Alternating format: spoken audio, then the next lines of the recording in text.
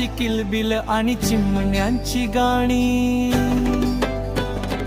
चुलीवरचा भाकरीचा गंध बसतो या मनी.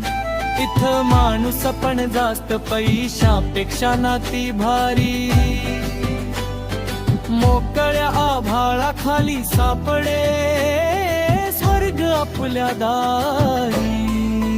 गावाची दुनिया लय न्यारी, दादा गाव आपला भारी. लक्ष्मी